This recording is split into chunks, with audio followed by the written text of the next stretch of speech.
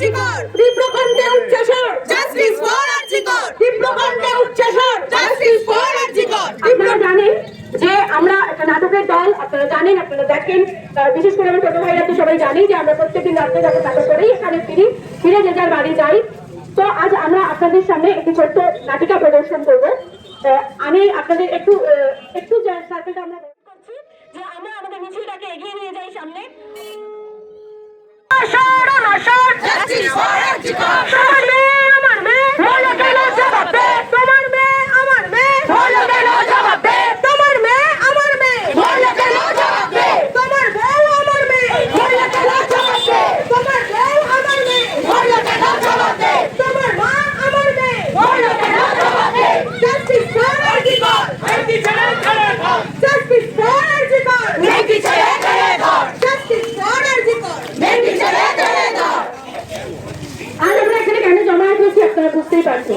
আপনারা সকলেই জানেন যে ঘৃণ্য ঘটনা ঘটেছে আরজিকর হসপিটালে, তারই প্রতিবাদে আমরা এখানে সামিল হয়েছি। আপনারা প্রত্যেকে জানেন আর 17 দিন কেটে গেল, সুবিচার কোথায় যে তলিয়ে গেল তা আমরা ধরে খুশিনারা পাচ্ছি না। কেন এমন হবে? কেন একটা সভ্য সমাজে বারে বারে এমন ঘটনাই ঘটে যাবে? আমরা শিল্পীরা আজ এখানে জমায়েত হয়েছি শুধু আপনাদের সকলকে এই কথাটাই বলার জন্য যে এখনো পর্যন্ত যারা ঘরে বসে ভাবছে যে আমার মেয়ের সাথে এরকম ঘটনা ঘটেনি বা আমার বউয়ের সাথে আমার মায়ের সাথে এরকম ঘটনা ঘটেনি, আমরা যদি আজ তিলোত্তমার বিচার না পাই তাহলে আপনার ঘরে ঘটনা ঘটতে বেশি দেরি নেই। তাই এখন চুপ করে না থেকে পথে বেরিয়ে আসুন, পথে বেরিয়ে এসে আমাদের সাথে হাত ধরুন। এটা কোনো পার্টিজনদের নয়, এটা আমাদের সাধারণ মায়েদের। মায়েরাই জানে একটা ছোট্ট শিশুকে জন্ম দেওয়া থেকে শুরু করে তাকে মানুষ করে তোলা পর্যন্ত কতটা পরিশ্রম করতে হয়। আর বাবাই জানেন যে কত রক্ত ছড়িয়ে কত ঘাম ছড়িয়ে শিশুকে পূর্ণ মানুষ করে তোলা যায়। তাকে এই জন্য এখনো যারা চুপচাপ ঘরে বসে আছেন তাদের সকলের কাছে আমাদের আবেদন, পথে নেমে আসুন, পথে নেমে আসুন। জাস্টিস চাই, তিলোত্তমার জাস্টিস চাই, চিৎকার করে সোচ্চারে বলে উঠুন। দেখি কত দূর বলা যায়, আমাদের শুধু মোমবাতি হাতে নীরব থাকার দায়। চিৎকার কর্মে দেখি কত দূর বলা যায়, আমাদের শুধু ভাঙা ভাঙা রাতে এগিয়ে চলার দায়। চিৎকার কর্মে দেখি কত দূর বলা যায়, আমাদের শুধু মোমবাতি হাতে নীরব থাকার দায়। জন্মের আগে মৃত্যু দিয়েছ, জন্মের পরে ভয়, সকালে বিকালে শরীর রাখলে লুকিয়ে বাঁচতে হয়। জন্মের আগে মৃত্যু দিয়েছ, জন্মের পরে ভয়, সকালে বিকালে শরীর রাখলে লুকিয়ে বাঁচতে হয়। যদি ভুল চুপ হয় জনে ভাবে অনাথ খানের বসে, 2 বছরের ধর্ষিতা তুই তোর কিন্তু দোষে। চিৎকার করবে দেখি কত দূর বলা যায়, আমাদের শুধু মোমবাতি হাতে নীরব থাকার দায়। চিৎকার করবে দেখি কত দূর বলা যায়, আমাদের শুধু ভাজা ভাঙা রাতে এগিয়ে চলার দায়। আরো খানিকটা বড় হলে ওরা ন্যান্ত করবে তোকে, জুড়ে তোর খোলা পিঠে সাথে গিলবে লোকে। আর খানিকটা বড় হলে ওরা ন্যান্ত করবে তোকে, কোল্ড ড্রিঙ্কস জুড়ে তোর খোলা পিঠে সাথে গিলবে লোকে। বিক্রি হবে আরো আছে যত যা কিছু ব্যক্তিগত, আমরা শুধুই করি আর খানিকটা বিব্রত। চিৎকার কর্মে দেখি কত দূর বলা যায়, আমাদের শুধু মোমবাতি হাতে নীরব থাকার দায়। চিৎকার কর্মে দেখি কত দূর বলা যায়, আমাদের শুধু ধ্বজা ভাঙা রাতে এগিয়ে চলার দায়। চিৎকার কর্মে দেখি কত দূর বলা যায়, আমাদের শুধু মোমবাতি হাতে নীরব থাকার দায়। চিৎকার কর্মে দেখি কত দূর বলা যায়, আমাদের শুধু ধ্বজা ভাঙা রাতে এগিয়ে চলার দায়। আমি মানবিক গোষ্ঠীর নির্দেশককে একটু আসার জন্য অনুরোধ জানাচ্ছি। আপনারা জানেন আজ আমরা শিল্পীরা একত্রিত হয়েছি এইখানে এই সমাবেশে জাস্টিসের জন্য। নমস্কার বন্ধুগণ, আপনারা নিশ্চয় জানেন যে গত সপ্তাহখানেক ধরে মানুষ রাস্তায় রয়েছে। কেন এবং কি জন্য নতুন করে বলার আর কোনো অবকাশ নেই বলে আমার মনে হয়। আর এখানে দীর্ঘ বক্তৃতা দেওয়ার জন্য আমরা কেউই আসেনি। খুব সংক্ষেপে আমি কয়েকটা প্রশ্ন আপনাদের কাছে তুলতে চাই। এখন প্রথম কথা হচ্ছে যে ক্ষমতার সব থেকে বড় পুঁজি হচ্ছে ভয়। আমাদের মনের মধ্যে, সাধারণের মনের মধ্যে, মানুষের মনের মধ্যে নানান ধরনের ভয় ঢুকিয়ে দেওয়াই পাওয়ার সিস্টেম এবং ক্ষমতার সবথেকে বড় কাজ।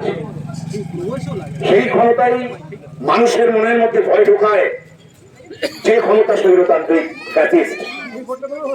স্বৈরতন্ত্র একটা নিয়ম নয়, স্বৈরতন্ত্র একটা কাঠামো। সেই পরিকাঠামোর ভেতর তাকে দুর্নীতি এবং অপরাধের নানান ধরনের পটভূমি। দুর্নীতি এবং অপরাধ ঘটিয়ে চলাই ফ্যাসিস্ট স্বৈরতন্ত্রের সবথেকে বড় কাজ। আজকে আরজিকর হসপিটালে যে ঘটনা ঘটেছে, সেই ঘটনার যে পুনরাবৃত্তি হবে না আমরা কেউ জানি না, হবেই। এই জন্যই হবে কারণ এর মধ্যে ঢুকে আছে একটা দুর্নীতিগ্রস্ত কাঠামো। কাঠামো একা চলে না, কাঠামোকে অনেককে নিয়ে চলতে হয়, আর সেই অনেকগুলো হলো দুর্নীতির এক একটা নাট বল্টু। তাই আমরা মনে করি যে পশ্চিমবঙ্গের যতগুলো সরকার পরিচালিত হসপিটাল রয়েছে সেই সমস্ত জায়গায় একই রকম দুর্নীতি বাসা বেড়েছে। আপনারা ভাবুন যে একজন ডাক্তার, তিনি মানুষকে সেবা দেওয়ার জন্যই এই পেশায় এসেছেন, তিনি নিরাপদ নন তার প্রতিষ্ঠানের ভেতর। তাহলে আমরা সাধারণ মানুষেরা রাস্তাঘাটে বা অন্যান্য স্থলে কিভাবে নিরাপদ থাকবো? আমাদের এই যে নিরাপত্তাহীনতা, এই নিরাপত্তাহীনতার জন্য একটা কাঠামো দায়ী, একটা প্রশাসনিক ব্যর্থতা দায়ী। অতএব আরজিকর হসপিটালে যেভাবে একজন স্বনামধন্য ডাক্তারকে খুন হয়ে যেতে হলো, তাকে খুন করা হলো, সেই খুনটা কোনো বিচ্ছিন্ন ঘটনা নয়, সেই খুনটা একটা দীর্ঘ থেকে দীর্ঘতর ধারাবাহিক প্রক্রিয়া। এই যে অপরাধ, সেই অপরাধ একটা সংগঠিত অপরাধ। সত্যি যদি এই ঘটনার পেছনে যাকে ধর্ষক বলে চিহ্নিত করা হচ্ছে সে যদি একা দায়ী থাকতো, তাহলে এতগুলো উকিল, এত কোটি টাকা দিয়ে সেখানে নিয়োগ করা হতো না। এই যে একটা বিরাট ঘটনাকে ধামাচাপা দেওয়ার চেষ্টা করা হচ্ছে, প্রমাণ লোপাটের চেষ্টা করা হচ্ছে, সেটাই হচ্ছে স্বৈরতান্ত্রিক প্রবণতা।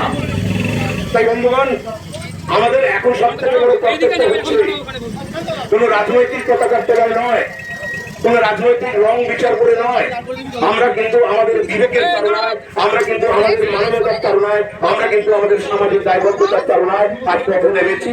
কারণ পথে যদি আমরা না নামি, তাহলে আগামী দিন এই জাতীয় অপরাধ ঘটতেই থাকবে, ঘটতেই থাকবে, ঘটতেই থাকবে।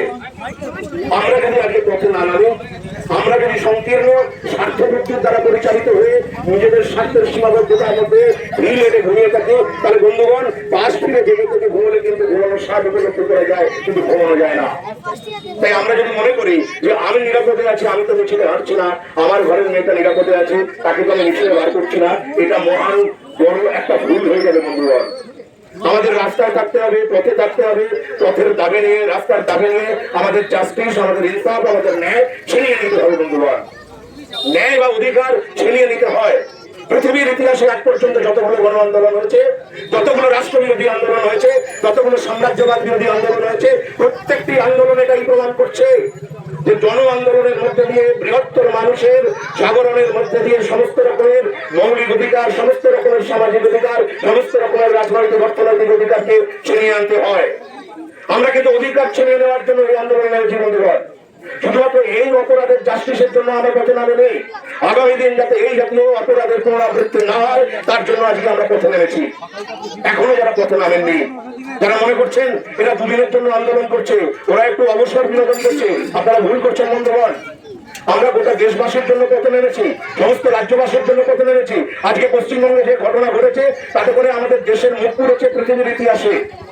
পৃথিবীর ইতিহাসে এটা একটা ঐতিহাসিক ঘটনা, যে ঘটনা এমন একটা নেতিবাচক দৃষ্টান্ত স্থাপন করেছে যাতে করে পৃথিবীর মানুষের কাছে এই বার্তাই পৌঁছচ্ছে যে পশ্চিমবঙ্গ এমন একটা রাজ্য, পশ্চিমবঙ্গ এমন একটা রাজ্য যেখানে প্রতিদিন খুনের ঘটনা ঘটে, যেখানে প্রতিদিন ধর্ষণের ঘটনা ঘটে, আর সেখানে রাষ্ট্র তার নানান রকম কৌশলের দ্বারা, প্রশাসন তার নানান রকম কৌশলের দ্বারা সেই অপরাধকে ধামাচাপা দিয়ে দেয়। আচ্ছা বন্ধুগণ, আমরা যদি একটা গণতান্ত্রিক রাষ্ট্র ব্যবস্থাকে মেনে নিই, আমরা যদি মনে করি যে আমাদের ভোটাধিকার আছে, আমরা ভোট দান করি এবং আমরা একটা গণতান্ত্রিক রাষ্ট্র ব্যবস্থার মধ্যে বসবাস করছি, তাহলে প্রথম প্রশ্ন হচ্ছে যে গণতান্ত্রিক রাষ্ট্র ব্যবস্থায় এই জাতীয় প্রশাসনিক দুর্নীতিকে মেনে নেওয়া যায় কিনা। আমরা যদি ভোটাধিকার প্রয়োগ করার পরেও এই জাতীয় প্রশাসনিক ব্যর্থতাকে, এই জাতীয় প্রশাসনিক দুর্নীতিকে মেনে নিই, তাহলে আমরা গণতন্ত্রকে খুন করছি, আমরা সংবিধানকে খুন করছি, আমরা আমাদের ধর্ম নিরপেক্ষ ভারতবর্ষকে খুন করছি। বন্ধুগণ, আজকের এই পথে নামার ইতিহাস, আজকের এই জনজোয়ার, আজকের এই জনবিস্ফোরণ, আজকের এই জনবিদ্রোহ এটাই প্রমাণ করছে যে আমাদের মধ্যে সাহস আছে, কিন্তু আমরা কখনো কখনো সেই সাহসকে বন্ধক রাখি প্রশাসনের পায়ের তলায়। আমরা যারা থিয়েটার কর্মী, আমরা যারা শিল্পীবৃন্দ, আমরা যারা সাহিত্য চর্চা করি, আমরা যারা শিল্প চর্চা করি, তাদের বৃহত্তর দায়বদ্ধতা মানুষের প্রতি, তাদের বৃহত্তর দায়বদ্ধতা সমাজের প্রতি। অতএব সমাজ এবং সমাজের মানুষকে বাদ দিয়ে কখনো থিয়েটার হয় না, সমাজ এবং সমাজের মানুষকে বাদ দিয়ে কখনো শিল্প চর্চা হয় না। একজন থিয়েটার কর্মীর সব থেকে বড় দায়বদ্ধতা মানুষের প্রতি। সেই মানুষ কোনো ধর্মীয় বিভাজনের দ্বারা চিহ্নিত মানুষ নয়, সেই মানুষ কোনো বর্ণীয় বিভাজনের দ্বারা চিহ্নিত মানুষ নয়, সেই মানুষ কোনো শ্রেণী বিভাজনের দ্বারা চিহ্নিত মানুষ নয়, মানুষ ইস মানুষ। অতএব আজকের এই ইনসাফের দাবি, আজকের এই বিচার ব্যবস্থার, দুর্নীতিগ্রস্ত বিচার ব্যবস্থার বিরুদ্ধে প্রতিবাদের মধ্যে দিয়ে অধিকার ছিনিয়ে নিয়ে আসার যে দাবি, সেই দাবি কিন্তু আমাদের প্রত্যেকের দাবি, আপনাদেরও দাবি। যারা ঘরে বসে আছেন, এখনো জনজোয়ারে পা মেলাননি, আমরা কিন্তু তাদের জন্য লড়াই করছি, এই দাবি কিন্তু তাদেরও দাবি। আপনাদের মনে রাখতে হবে, আমরা যদি এই ঘোরতর অন্যায়কে মেনে নিই, তাহলে কিন্তু আগামী দিন একটা বিকট অন্ধকারের মধ্যে আমরা প্রবেশ করতে চলেছি। আসলে আমরা বন্ধুগণ একটা বাস্তিল দুর্গের মধ্যে আটকে গেছি। বাস্তিল দুর্গ, আমাদের মধ্যে যে প্রতিবাদের আগুন জ্বলেছে, আমাদের মধ্যে যে ইনসাফ চাওয়ার আগুন জ্বলেছে, আমাদের মধ্যে যে প্রতিরোধের বাসনা জ্বলেছে, এই আগুনকে যদি আমরা চালিয়ে রাখতে পারি, তবেই কিন্তু আমরা এই বাস্তিল দুর্গ থেকে মুক্তির পথ খুঁজে পাবো বন্ধুগণ। আর পথই হচ্ছে সেই মুক্তির পথ। পথে না নেবে আপনি কখনো কোনো অধিকারকে ছিনিয়ে নিতে পারবেন না। অবসর বিনোদনের মধ্য দিয়ে অধিকার ছিনিয়ে নেওয়া যায় না।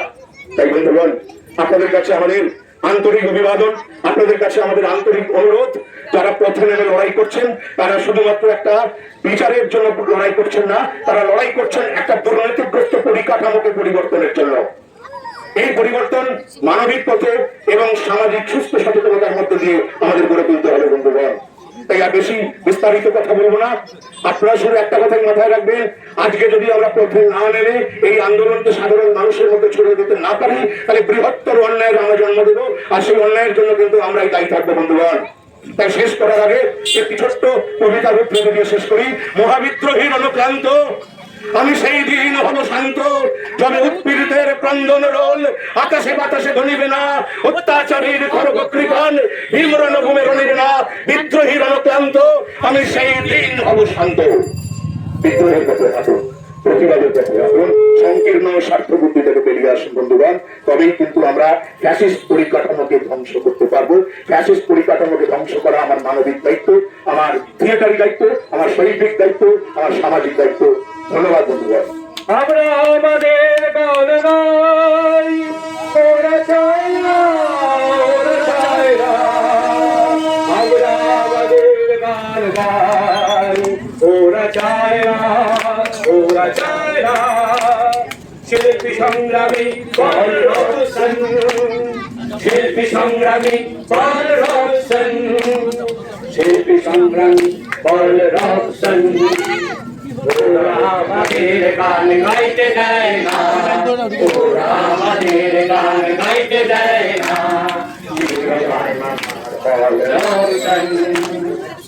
আমরা আমাদের গান শিল্প চর্চা চার দেওয়ালের মধ্যে হয় না। আমার পক্ষে দুটো অপশনই ছিল, এক ঘরে বন্দী হয়ে থাকার, আর দুই পথে নামার। সেই শিল্পী সংগ্রামী পল্লবের ভাই গান আমরা গাই। শীঘ্র ভাই আমার পল রবসন, ওরা আমাদের গান গাইতে দেয় না, ওরা আমাদের গান গাইতে দেয় না। শীঘ্র ভাই আমার পল রবসন, শীঘ্র ভাই আমার পল রবসন, ওরা আমাদের গান গাইতে দেয় না, ওরা আমাদের গান গাইতে দেয় না।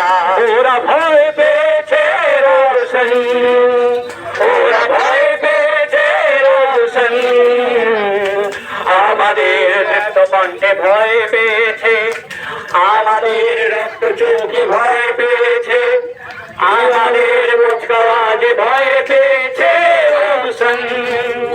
ওরা বিপ্লবের সংগ্রামে ভয় পেয়েছে,